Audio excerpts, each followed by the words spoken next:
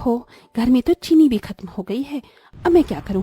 एक काम करती हूँ, देवरानी जी के घर से थोड़ी सी चीनी मांग कर लाती हूँ। माधुरी की देवरानी की शादी अभी हाल फिलहाल में ही हुई थी। दोनों देवरानी और जेठानी अलग अलग घर में रहा करती थी। इसी के चलते माधुरी अपनी देवरानी के घर पर चीनी मांगने जाती है। अरे वाह, गुंजन के घर के बाहर से तो बहुत ही स्वादिष्ट खुशबू आ रही है। ऐसा क्या बना रही है मेरी देवरानी? माधुरी घर का दरवाजा खुला देखकर घर के अंदर आ जाती है। गुंजन, गुंजन, कहाँ पर हो तुम? अरे जेठानी जी, आप शादी के बाद आज आप पहली बार मेरे घर पर आई हो। दरअसल मेरे घर पर चीनी खत्म हो गई थी, तो तुम्हारे घर से थोड़ी सी चीनी मिल सकती है? हाँ हाँ, क्यों नहीं जेठानी जी, अभी लेकर आती हूँ। गुंजन रसोई में जाती है, जिसके बाद पीछे से माधुरी आवाज लगाती है। वैसे तुमने आज क्या बनाया है? खाने में बहुत स्वादिष्ट खुशबू आ रही है। मलाई कोफ्ते और लच्छा पराठा बनाए हैं, आपके लिए ले आऊं? हाँ हाँ, ले आओ।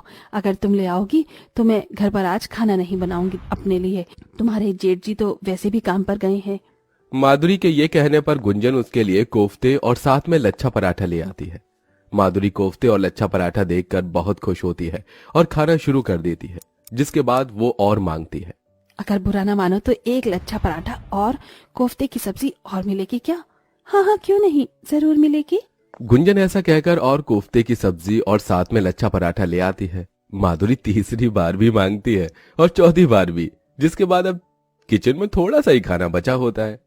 लगता है माधुरी दीदी को अब कुछ ज्यादा ही भूख लग रही थी। इतना सारा बनाया हुआ खाना वो सब खा गई। गुंजन ऐसा सोचकर रसोई से बाहर आती है और अपनी जेठानी से कहती है। जेठानी जी, दरअसल बात यह है कि अब तो केवल मेरे पति लायक ही बचा है। हाँ, कोई बात नहीं, मैं तो बस जा ही रही थी। अच्छा, ये चीनी ले लेती हूँ। इस तरह माधुरी चीनी उठाकर चली जाती है।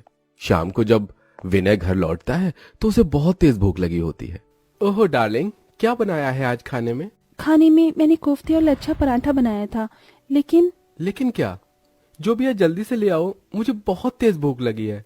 बचा हुआ लच्छा पराठा और कोफ्ते बेचारी गुंजन विनय को लाकर दे देती है, जिसे खाकर विनय का तो पेट भर जाता है, लेकिन गुंजन उस दिन भूखी ही रह जाती है।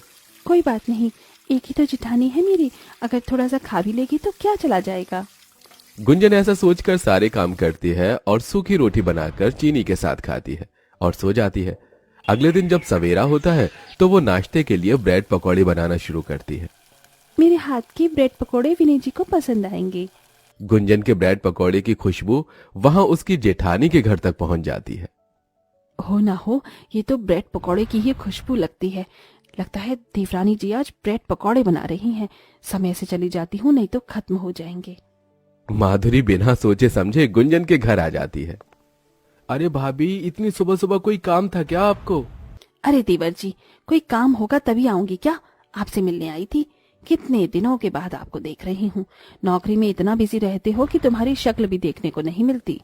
हाँ हाँ, आजकल काम का प्रेशर बहुत ज्यादा है। और आप बाहर क्यों खड़ी हो? चलो अंदर आ जाओ, नाश्ता तैयार है, नाश्ता करके जाना। विनय के कहने पर माधुरी घर के अंदर आ जाती है, जहाँ वो दोनों नाश्ते की टेबल पर बैठे होते हैं। लेकिन उस वक्त गुंजन केवल विनय के लिए ही नाश्ता लेकर आती है। अरे जेठानी जी, आप ही आई हुई हो? अरे हाँ, मैं तुम्हें बताना भूल गया, भाभी आई हैं, उनके लिए भी नाश्ता ले आओ। हाँ हाँ, बस अभी लेकर आती हूँ। गुंजन ऐसा कहने के बाद रसोई में जाती है और नाश्ता माधुरी के लिए भी लेकर आती है। माधुरी जब ब्रेड पकौड़े खाती है तो उसे बहुत स्वादिष्ट लगते हैं। हा हा हा हा, क्या स्वाद के ब्रेड पकौड़े का, मजा आ गया। मेरी देवरानी तो बहुत स्वादिष्ट खाना बनाती है। अरे इतना स्वादिष्ट खाना तुम कैसे बना लेती हो? किसी दिन वक्त निकाल कर मुझे भी सिखा दो। हाँ हाँ दीदी, जरूर सिखाऊंगी। माधुरी अपना ब्रेड पकौड़ा खत्म करके कहती है। गुंजन, थोड़ा सा और तो ला दो। स्वाद स्वाद में पता ही नहीं चला कि ब्रेड पकौड़े कब खत्म हो गए। इस तरह भुक्कड़ जेठानी अपने हिस्से का खाने के बाद गुंजन के हिस्से का भी खा जाती है। अच्छा चलो, मैं चलती हूँ। शाम को वैसे क्या बनाने वाली हो आज खाने में? सोच रही थी कि कटहल की सब्जी और रोटी बना लूं। अरे वाह, तुम कटहल की सब्जी बनाओगी? मुझे तो कटहल बहुत पसंद है। एक कटोरी मेरे लिए भी बचा कर रखना। ऐसा कहने के बाद माधुरी अपने घर चली जाती है और अपने घर पर आराम से आकर सो जाती है। देखते ही देखते शाम हो जाती है। शाम को जैसे ही गुंजन कटहल बनाना शुरू करती है, उसकी खुशबू सूंघते हुए भुक्कड़ जेठानी उसके घर पर पहुंच जाती है। अरे देवरानी जी, तुम्हारे हाथों का खाना मैं कैसे छोड़ सकती हूँ। मुझसे जरा भी इंतजार नहीं किया गया और मैं पहले ही आ गई। अगर तुम्हें बुरा न लगा हो तो। नहीं जेठानी जी, मुझे कोई बुरा नहीं लगा।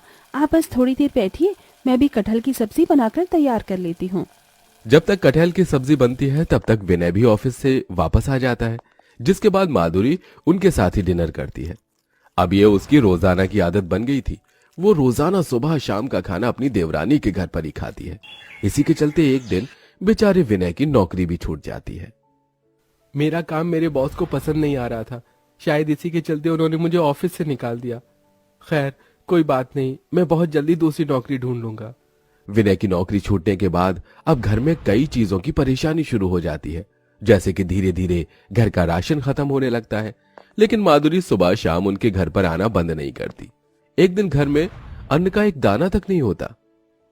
विनय जी, बाहर जेठानी जी आई हुई हैं, अब उन्हें क्या खिलाऊं? वो तो खाना खाने के लिए आई हैं और घर में राशन खत्म हो गया है। अरे यार, ये भुक्कड़ भाभी रोजाना आ जाती हैं। ऐसा मत कहो, आखिर वो मेरी जेठानी है। चलो ठीक है, मैं उधार लेकर आता हूँ। जब मेरे पास पैसे आएंगे तो दुकान वाले को दे दूंगा। विनय उधार राशन लेकर आता है, जिसके बाद गुंजन दाल रोटी बनाकर अपनी जेठानी और अपने पति को खिलाती है। अब चाहे उनके घर में चटनी बने चाहे दाल बने, माधुरी का तो दोनों समय का खाना उनके घर में था। वहीं दूसरी तरफ विनय को कहीं नौकरी नहीं मिलती, जिसकी वजह से वो उधार ले लेकर अपने ऊपर कर्जा कर लेता है। एक दिन वो दोनों सब्जी मंडी से घर की तरफ आ रहे होते हैं। पीछे से रास्ते में राशन की दुकान वाला प्रमोद विनय और गुंजन को रोक लेता है। अरे विनय भाई, जरा रुको, अभी के अभी मेरे पैसे देकर जाओ। अरे 3 महीने हो गए हैं फ्री फोकट का राशन खा रहे हो और मुझे एक फूटी कौड़ी नहीं दे रहे हो। अभी जरा मेरी नौकरी छूट गई है, मेरी नौकरी लगते ही मैं तुम्हारा सारा पैसा चुका दूंगा। तभी पीछे से एक सब्जी वाला कहता है, अरे इन दोनों ने तो मेरी दुकान से भी उधार सब्जियां ली हैं, पता नहीं इतना सारा राशन कैसे खा लेते हैं। हैं ये दोनों अकेले। अब तो मेरा बिल्कुल मन ही नहीं करता इन लोगों को उधार देने का, क्योंकि इन्हें पैसा तो समय पर चुकाना होता नहीं है। ये सारी बातें सुनकर विनय और गुंजन बहुत मायूस हो जाते हैं और चुपचाप घर लौट आते हैं। लेकिन वहीं उसी समय बाजार में खरीदारी करती हुई माधुरी पीछे से सारी बातें सुन लेती है, जिसके चलते उसे बहुत अफसोस होता है। कितनी भुक्कड़ हूँ मैं। रोजाना अपनी देवरानी के घर पर खाना खाने तो चली जाती थी, लेकिन आज तक उसके घर में एक अन्न का दाना तक नहीं डाला। मेरी वजह से उनके घर का राशन तक खत्म हो गया, फिर भी उन्होंने मुझे कुछ नहीं कहा। लेकिन ये सब मेरी ही गलती थी, जिसे मुझे अब सुधारना होगा। माधुरी ऐसा सोचने के बाद जितने भी दुकान वाले होते हैं उन सभी को उनका पैसा दे देती है और बहुत सारा राशन लेकर अपनी देवरानी के घर पहुंच जाती है।